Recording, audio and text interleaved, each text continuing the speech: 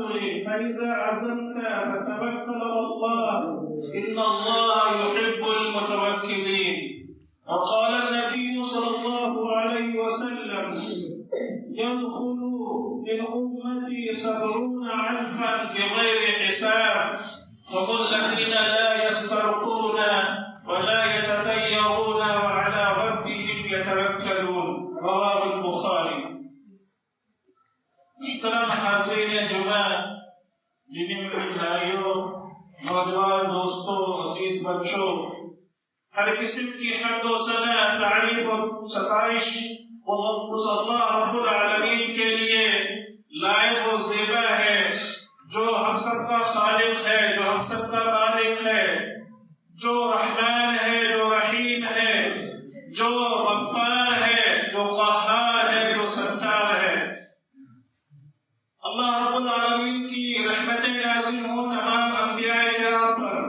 بالخصوص آخری نبی جناب محمد رسول اللہ صلی اللہ علیہ وسلم پر۔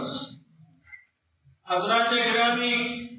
خطبہ مسنونہ کے بعد قرآن کریم کی ایک آیت کریمہ حضرات کے سامنے تلاوت کی گئی ہے، اور صحیح بخاری جسے اصح الکتب بعد کتاب اللہ کا درجہ حاصل ہے، یعنی قرآن کریم کے بعد اگر دنیا میں کوئی صحیح ترین کتاب کا کوئی مجموعہ ہے حدیث میں، وہ صحیح بخاری ہے۔ صحیح بخاری کے حوالے سے ایک حدیث بھی آپ حضرات کے سامنے پڑھی گئی ہے۔ انشاءاللہ العزیز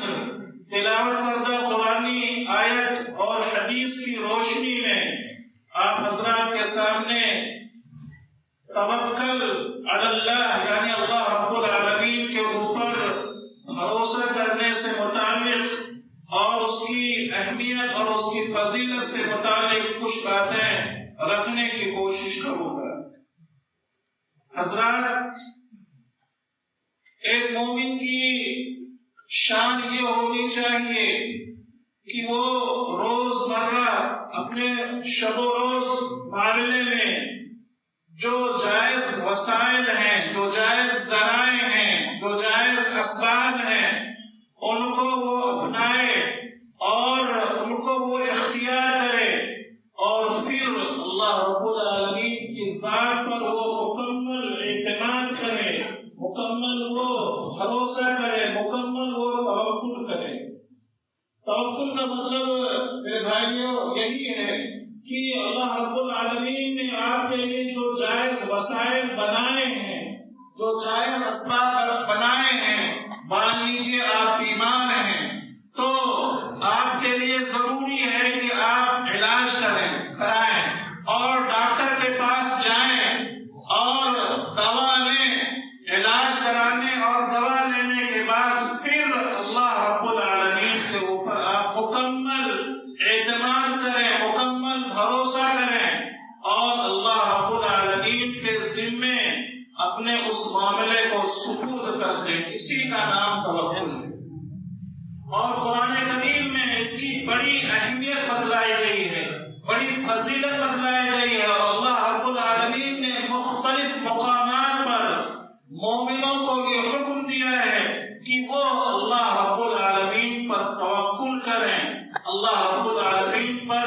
کما حقہ بھروسہ کریں۔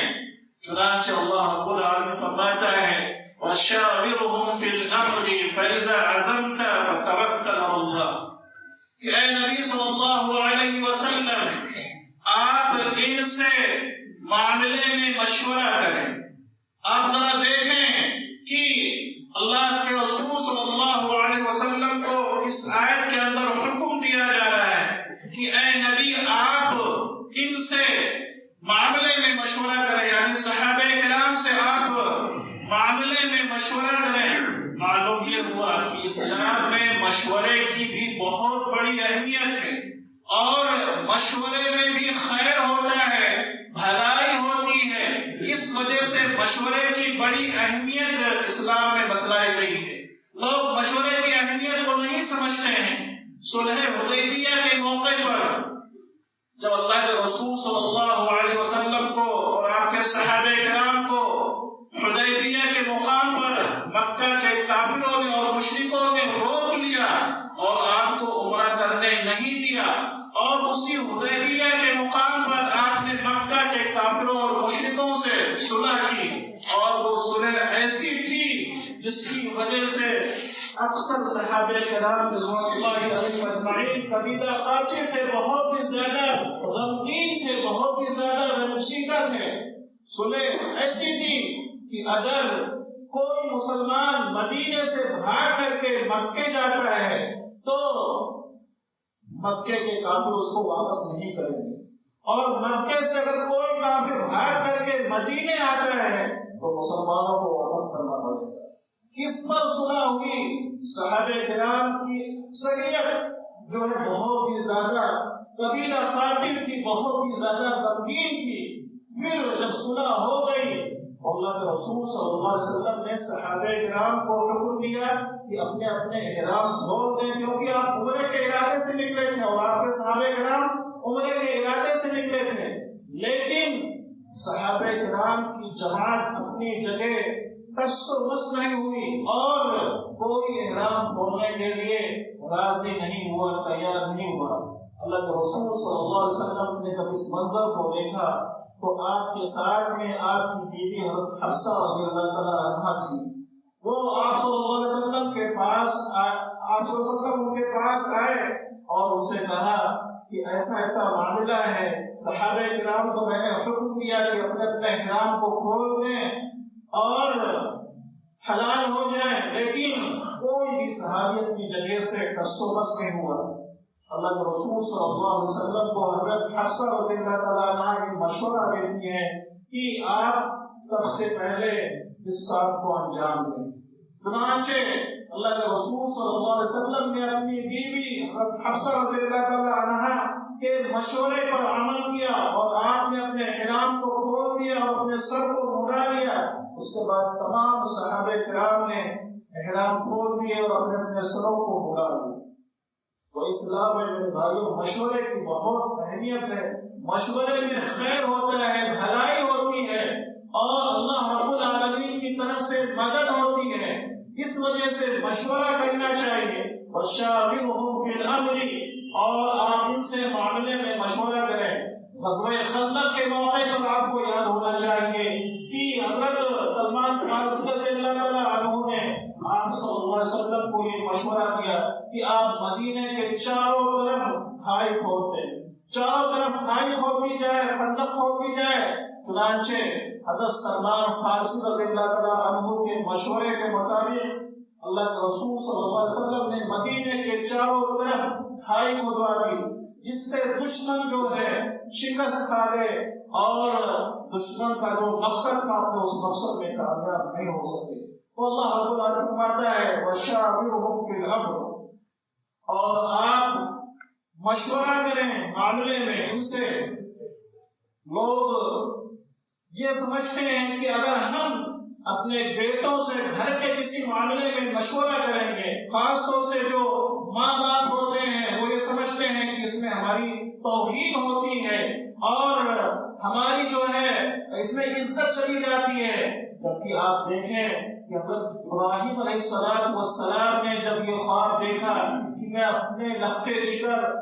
اسماعیل علیہ السلام کو اللہ کے راستے میں ذبح کر رہا ہوں، تو ابراہیم علیہ السلام اپنے بیٹے سے مشورہ کرتے ہیں۔ تو اگر آپ کے گھر میں بھی کوئی میٹر ہو، کوئی معاملہ ہو، تو آپ بھی اپنے گھر میں اپنی اولاد سے مشورہ لیں۔ اس میں آپ کی کوئی توحید کی بات نہیں ہے، کوئی اس میں آپ کی ذلت اور رسوائی کی بات نہیں ہے۔ وَشَاوِرْهُمْ فِي الْأَمْرِ فَإِذَا عَزَمْتَ فَتَوَكَّلْ عَلَى اللَّهِ، اور جب مشورہ پختہ ہو جائے، فَإِذَا عَزَمْتَ، اور جب مشورہ مکمل ہو جائے، پختہ ہو جائے، فَتَوَكَّلْ عَلَى اللَّهِ، تو تم اللہ رب العالمین پر بھروسہ کرو۔ ان اللہ یحب المتوکلین، بے شک اللہ رب العالمین توکل کرنے والوں کو اور بھروسہ کرنے والوں کو پسند کرتا ہے۔ اسی طریقے سے دوسری جگہ اللہ رب العالمین فرماتا ہے انما المؤمنون الذين اذا تليت ذكر الله وجلت قلوبهم واذا تليت عليهم زادتهم ایمانا وعلى ربهم يتوکلون، کہ حقیقت میں مومن تو وہی لوگ ہوتے ہیں کہ جب اللہ رب العالمین کا ان کے سامنے ذکر ہوتا ہے، اللہ رب العالمین کا ذکر کیا جاتا ہے. اذا تلیت علیہم زادتہم ایمانا، تو اللہ رب العالمین فرماتا ہے کہ اللہ رب العالمین کے ذکر سے ان کے دل جو ہے کانپ اٹھتے ہیں، دہل اٹھتے ہیں. وَإِذَا تُلِيَتْ عَلَيْهِمْ زَادَتْهُمْ إِيمَانًا، اور اللہ رب العالمین کی جب آیتیں پڑھ کر کے ان کے سامنے تلاوت کی جاتی ہیں تو اس سے ان کے ایمان میں اضافہ ہوتا ہے. وَعَلَىٰ رَبِّهِمْ يَتَوَكَّلُونَ، اور ایسے مومن اللہ رب العالمین پر بھروسہ کرتے ہیں. آپ ذرا دیکھیں کہ ایک سچے طبقے اور حقیقی معنوں میں مومن کی جو پہچان اس آیت میں اللہ رب العالمین نے بیان کی ہے وہ یہ کی ہے کہ ایک اچھے اور سچے مومن کی علامت یہ ہوتی ہے کہ جب اس کے سامنے اللہ کا ذکر ہوتا ہے تو اللہ رب العالمین کے ذکر کو سن کر کے اس کا دل جو ہے خوف اور خشیت سے جو ہے لرز اٹھتا ہے اور اس کے دل پر جو ہے خوف طاری ہو جاتا ہے، اس کا دل جو ہے کانپ اٹھتا ہے. آج ہمارا حال کیا ہے؟ آج ہمارا حال کیا ہے؟ ہمارا حال یہ ہے کتنی بھی قرآن کی آیتیں آپ کے سامنے پڑھی جاتی ہیں، تلاوت کی جاتی ہیں، اللہ کا ذکر ہوتا ہے، قرآن کی باتیں ہوتی ہیں، حدیث کی باتیں ہوتی ہیں، ہم پورے رمضان میں قرآن کو سن لیتے ہیں، حافظ صاحب قرآن کو مکمل بھی کر لیتے ہیں، لیکن ایک بھی آیت کا ہمارے دل کے اوپر جو ہے کوئی اثر نہیں ہوتا ہے اور نہ خوف طاری ہوتا ہے. لرزنے کو تو بہت دور، خوف تک طاری نہیں ہوتا ہے. یہ ہمارا اللہ رب العالمین فرماتا ہے انما المؤمنون الذين اذا ذكر الله وجلت قلوبهم واذا تليت عليهم زادتهم ایمانا. اور پھر اللہ رب العالمین نے ان مومنوں کے حوالے سے یہ فرمایا کہ جب اللہ رب العالمین کی آیتیں ان کے سامنے پڑھی جاتی ہیں، تلاوت کی جاتی ہیں تو پھر ان کے ایمان میں اضافہ ہو جاتا ہے. معلوم یہ ہوا کہ ایمان کے اندر کمی بھی ہوتی ہے اور زیادتی بھی ہوتی ہے. کوئی قرآن کو جب پڑھتا ہے تو اس کے ایمان میں اضافہ ہوتا ہے، کوئی قرآن کو جب سنتا ہے تو اس کے ایمان میں اضافہ ہوتا ہے، اس کا ایمان بڑھ جاتا ہے. وَعَلَىٰ رَبِّهِمْ يَتَوَكَّلُونَ، اور مومن کی شان یہ ہوتی ہے کہ وہ اپنی دنیاوی زندگی میں تمام امور میں، تمام معاملات میں اللہ رب العالمین کے اوپر کامل اعتماد کرتا ہے، کامل بھروسہ کرتا ہے. چنانچہ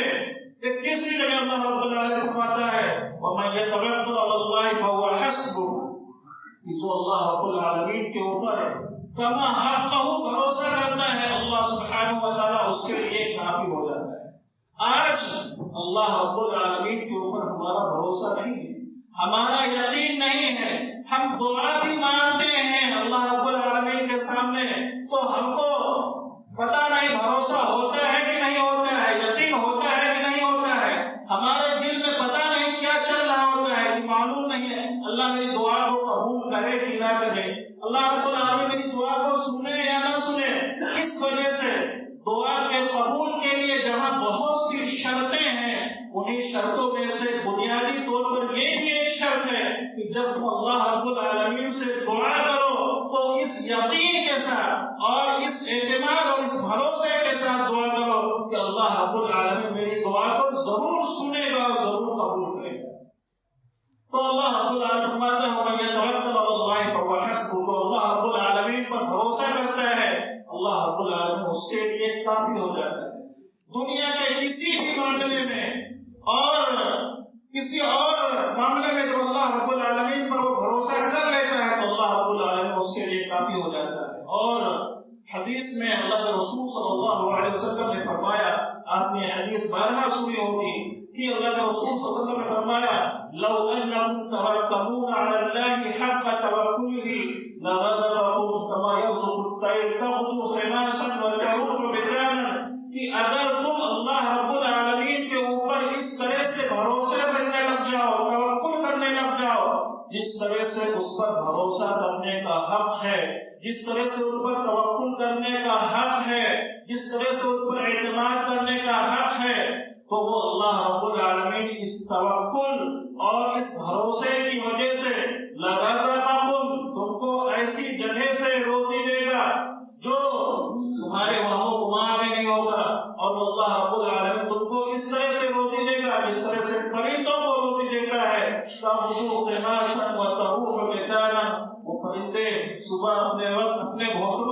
خالی پیٹ نکلتے ہیں لیکن شام کو جب آتے ہیں تو شکم سیر ہو کر کے واپس ہوتے ہیں۔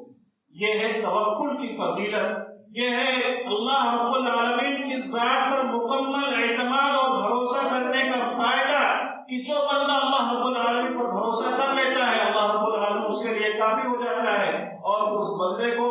روزی روٹی کے معاملے میں کوئی دشواری اور کوئی پریشانی نہیں ہوتی ہے۔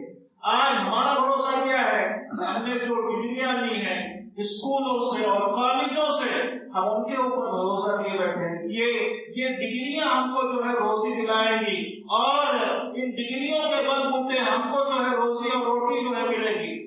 یاد رکھیے گا اللہ رب العالمین ہی رزق دینے والا ہے، اور اللہ رب العالمین ہی روزی روٹی کا مالک ہے۔ وَمَن يَتَوَكَّلْ عَلَى اللَّهِ فَهُوَ حَسْبُهُ، جو اللہ سبحانہ و تعالیٰ پر مکمل اعتماد کرتا ہے اللہ رب العالمین اس کے لیے کافی ہو جاتا ہے۔ عبداللہ بن عباس رضی اللہ تعالیٰ عنہ فرماتے ہیں کہ اللہ کے رسول صلی اللہ علیہ وسلم نے فرمایا کہ ایک شخص سے جو ہے 1000 دینار بطور قرض طلب کیا۔ اس شخص نے کہا کہ میں تم کو 1000 دینار کیسے دوں؟ تم کوئی گواہ لے کر کے آؤ۔ تو قرض لینے والے نے کہا کہ میرے پاس کوئی گواہ نہیں ہے، میرے پاس کوئی گواہ نہیں ہے، لہذا میں اللہ کو گواہ بناتا ہوں۔ کفا باللہ شہیدا، میں اپنے درمیان اللہ رب العالمین کو گواہ بناتا ہوں، اللہ رب العالمین ہی گواہ کے لیے کافی ہے۔ تو وہ شخص جو قرض دینے والا تھا وہ مان گیا۔ پھر اس نے کہا کہ ٹھیک ہے میں تم کو قرض دے دیتا ہوں، 1000 دینار تم کو میں دے دیتا ہوں، لیکن اس کی گارنٹی کون لیتا ہے؟ اس کی گارنٹی کون لیتا ہے کہ تم مجھے جو ہے قرض واپس کر دو گے؟ کوئی گارنٹی لے کر کے آؤ، کوئی ضامن لے کر کے آؤ میں اپنے اس بیچ میں، تاکہ وہ اس بات کی گارنٹی لے کہ تم فلاں ٹائم فلاں وقت میں جو ہے 1000 دینار کو لوٹا دو گے، واپس کر دو گے۔ وہ شخص کہتا ہے کہ میں کس کو لے کر کے آؤں؟ میں اللہ رب العالمین کو ضامن بناتا ہوں، کفا باللہ کفیلا، میں اللہ رب العالمین کو اس دین جو ہے ضامن بناتا ہوں، گارنٹی بناتا ہوں۔ چنانچہ وہ شخص 1000 دینار جو ہے اس بندے کو، اس انسان کو دے دیتا ہے، اور وہ آدمی چونکہ سمندری سفر کرتا تھا، وہ 1000 دینار لے کر کے جو ہے سمندر کے اس پار چلا جاتا ہے، اپنا کاروبار کرتا ہے، اور کاروبار کرنے کے بعد جب قرض لوٹانے کا ٹائم آتا ہے تو وہ 1000 دینار لے کر کے سمندر کے پاس پہنچتا ہے، دیکھتا ہے کہ کوئی کشتی مل جائے، اور جس شخص سے میں نے قرض لیا تھا اور جو ٹائم دیا تھا کہ میں اتنے ٹائم میں جو ہے میں تمہارے قرض کو لوٹا دوں گا، اور میں اللہ رب العالمین کو گواہ بنایا تھا اور اللہ رب العالمین کو میں ضامن بنایا تھا، اس بنیاد پر اس نے جو ہے مجھے قرض دیا تھا۔ چنانچہ جب وہ 1000 دینار لے کر کے سمندر کے پاس پہنچتا ہے تو کوشش کرتا ہے کہ کوئی کشتی مل جائے اور کشتی میں بیٹھ کر کے جو ہے میں سمندر کے اس پار پہنچ جاؤں، چونکہ آج ہی کا دن ہے، آج ہی کا ٹائم ہے جو میں نے اس سے وعدہ کیا تھا کہ میں اس کے قرض کو لوٹا دوں گا، لہذا وہ سمندر کے اس پار میرا کھڑا انتظار کر رہا ہے اور پیسے کے لیے جو ہے وہ انتظار کر رہا ہے۔ لیکن بہت زیادہ تلاش کرنے کے باوجود بھی اس کو اس دن کوئی کشتی نہیں ملی، بہت زیادہ پریشان ہوا، بہت زیادہ پریشان ہوا کہ اب کیا کریں۔ وہ سوچ رہا ہوگا کہ جو ہے اس نے مجھے دھوکہ دے دیا اور 1000 دینار جو ہے مجھ سے لے گیا، اور اب میرا 1000 دینار کا جو نقصان ہو گیا۔ جب اس کو کوئی کشتی نہیں ملتی ہے اور کوئی چیز نہیں ملتی ہے تو پھر وہ ایک موٹی سی لکڑی لیتا ہے، موٹی سی لکڑی لے کر کے جو ہے اس میں جو ہے وہ سوراخ کرتا ہے، اس کی کھدائی کرتا ہے، اور 1000 دینار کو جو ہے اس لکڑی کے سوراخ میں وہ ڈال دیتا ہے، اور ایک لیٹر لکھتا ہے کہ میں وقت مقررہ پر آپ کے قرض کو لوٹانے کے لیے جو ہے آیا، لیکن یہاں آج کوئی کشتی نہیں مل سکی، اس وجہ سے میں اللہ رب العالمین کو جس طریقے سے جو ہے اپنے اس معاملے میں اس معاملے میں گواہ بنایا تھا، اور جو ہے اللہ رب العالمین کو گارنٹی بنایا تھا. اس وجہ سے میں اللہ رب العالمین کے اوپر بھروسہ کر کے جو ہے یہ پیسے تمہارے حوالے کر رہا ہوں، اس امید کے ساتھ، اس یقین کے ساتھ یہ پیسہ تم کو ضرور ملے گا. چنانچہ وہ 1000 دینار کو اس لکڑی کے سوراخ میں ڈال کر کے اس کو بند کر کے اور لکڑی کو جو ہے سمندر میں ڈال دیتا ہے اور پھر وہ اپنے گھر چلا جاتا ہے. ادھر جس سے اس نے قرض لیا تھا وہ آدمی جو ہے کھڑا ہوا اس کا انتظار کر رہا ہے کہ کشتی اب آ جائے، کشتی اب آ جائے اور میں اپنے قرض اس آدمی کو دیا تھا وہ میں حاصل کر لوں اور شام ہو رہی میں اپنے گھر پہنچ جاؤں. لیکن کوئی کشتی نہیں، کوئی کشتی نہیں، کہیں کوئی جو ہے ناؤ نہیں. پھر جب دیکھتا ہے کہ اب کشتی نہیں آئے گی تو پھر وہ تھک ہار کر کے جو ہے واپس جانے کا پروگرام بنا لیتا ہے، ارادہ بنا لیتا ہے. لیکن اچانک دیکھتا ہے کہ ایک لکڑی بہتی ہوئی چلی آ رہی ہے، میری جانب ایک لکڑی بہتی ہوئی چلی آ رہی ہے. چنانچہ وہ سوچتا ہے کہ چلو جو ہے یہ لکڑی جو بہتی ہوئی چلی آ رہی ہے اس کو ہم نکال لیتے ہیں اور نکالنے کے بعد پھر اس کو جو ہے ہم اپنے گھر لے جائیں گے، اس کو کلہاڑی سے چیریں گے، پھاڑیں گے اور پھر اس کو جو ہے ہمارے جلانے کے کام میں آ جائے گی. چنانچہ وہ لکڑی سمندر کے کنارے پہنچتی ہے تو وہ آدمی اس لکڑی کو نکال لیتا ہے، نکال کر کے جو ہے اس کو اپنے گھر لے کر کے پہنچتا ہے. لکڑی کو جب پھاڑتا ہے تو دیکھتا ہے کہ اس میں 1000 دینار رکھا ہوا ہے، 1000 دینار رکھا ہوا ہے اور اس کا جو ہے لیٹر بھی رکھا ہوا ہے. لیٹر کو کھولتا ہے، خط کو پڑھتا ہے اور اس میں لکھا ہوتا ہے کہ محترم مجھے معاف کیجیے گا، میں نے بہت کوشش کی کہ جو ہے کوئی کشتی مل جائے اور میں آپ کے پاس آ جاؤں اور آپ کے قرض کو لوٹا دوں، لیکن مجھے کوئی کشتی نہیں ملی. اس وجہ سے میں یہ خط اور 1000 دینار جو ہے اللہ رب العالمین کے اوپر بھروسہ کر کے تمہارے پاس بھیجتا ہوں کہ اللہ رب العالمین تم تک جو ہے اس 1000 دینار کو ضرور پہنچائے گا. چنانچہ وہ 1000 دینار کو اس لیٹر کو پا کر کے جو ہے خوش ہو جاتا ہے. پھر جس آدمی نے جو ہے قرض لیا تھا جب اس کو کشتی ملتی ہے تو پھر 1000 دینار لے کر کے مزید وہ سمندر کے اس پار آتا ہے اور آنے کے بعد پھر جس آدمی سے اس نے قرض لیا تھا اس کے پاس پہنچتا ہے اور پھر کہتا ہے کہ بھائی صاحب میں وقت مقررہ پر آپ کے قرض کو لوٹانے کے لیے آیا تھا اور میں بہت دیر تک کھڑا انتظار کرتا رہا کہ کوئی کشتی آ جائے اور میں اس پر بیٹھ کر کے آپ تک پہنچ جاؤں اور 1000 دینار کو جو ہے میں آپ تک پہنچا دوں، لیکن مجھے معاف کرنا کوئی کشتی نہیں ہے، میں بہت زیادہ پریشان ہوا، یہ 1000 دینار جو ہے آپ لے لیجیے اور مجھے معاف کرنا. وہ شخص جواب دیتا ہے کہ 1000 دینار تو مجھے مل گئے ہیں، 1000 دینار تو مجھے مل گئے ہیں. وہ کہتا ہے کہ اچھا 1000 دینار آپ کو مل گئے ہیں. تو پھر وہ شخص اس کو جو ہے 1000 دینار کو لوٹا دیتا ہے اور کہتا ہے مجھے اس کی ضرورت نہیں ہے، کیونکہ جو ہے آپ نے جو بھیجا تھا، جو لیٹر بھیجا تھا اور جو 1000 دینار لکڑی میں جو داخل کر کے اور اندر جو ہے ڈال کر کے جو بھیجا تھا وہ مجھ تک مل گیا ہے، مجھ تک پہنچ گیا ہے. اور آپ ذرا دیکھیں کہ ایک بندہ جو اللہ رب العالمین کی ذات پر مکمل اعتماد کرتا ہے، بھروسہ کرتا ہے اور اسباب اور وسائل اختیار کرنے کے بعد جو ہے اپنے معاملے کو اللہ رب العالمین کے ذمے سپرد کر دیتا ہے تو اللہ رب العالمین اس کی کس طریقے سے مدد کرتا ہے، کس طریقے سے مدد کرتا ہے. یہ کوئی ادھر ادھر کا واقعہ نہیں میرے بھائیوں، یہ صحیح بخاری کی روایت ہے. صحیح بخاری کے اندر یہ واقعہ جو ہے درج ہے، جس کو امام بخاری نے نقل کیا ہے. اسی طریقے سے میرے بھائیوں جو اللہ رب العالمین پر توکل کرتا ہے، اللہ کے رسول صلی اللہ علیہ وسلم نے فرمایا کہ میری امت میں 70,000 لوگ جنت کے اندر بغیر حساب و کتاب اور عذاب کے داخل ہوں گے. میری امت میں 70,000 لوگ جنت کے اندر بغیر حساب و کتاب اور عذاب کے داخل ہوں گے. صحابہ کرام کے درمیان جو اللہ کے رسول صلی اللہ علیہ وسلم نے یہ بات کہی تو صحابہ کرام آپس میں تبصرہ کرنے لگے کہ آخر آپ کی امت میں ایسے کون لوگ ہو سکتے ہیں جو جنت کے اندر بغیر حساب و کتاب اور وہ بھی 70,000 کی تعداد میں داخل ہوئے، آخر ایسے کون لوگ ہو سکتے ہیں؟ صحابہ کرام بات کہنے لگے کہ یہ وہ لوگ ہو سکتے ہیں جنہوں نے آپ صلی اللہ علیہ وسلم سے ملاقاتیں کی، یعنی جن کو صحابیت نبوت کا شرف حاصل ہے۔ اور بعض صحابہ کرام یہ کہنے لگے کہ اس سے مراد وہ لوگ ہیں جنہوں نے جو ہے اسلام قبول کیا، جن کی پیدائش اسلام پر ہوئی اور جنہوں نے کوئی کفر نہیں کیا، کوئی شرک نہیں کیا۔ ابھی صحابہ کرام آپس میں یہ تبصرہ کر ہی رہے تھے کہ اللہ کے رسول صلی اللہ علیہ وسلم اپنے گھر پہ تشریف لائے اور پوچھا کہ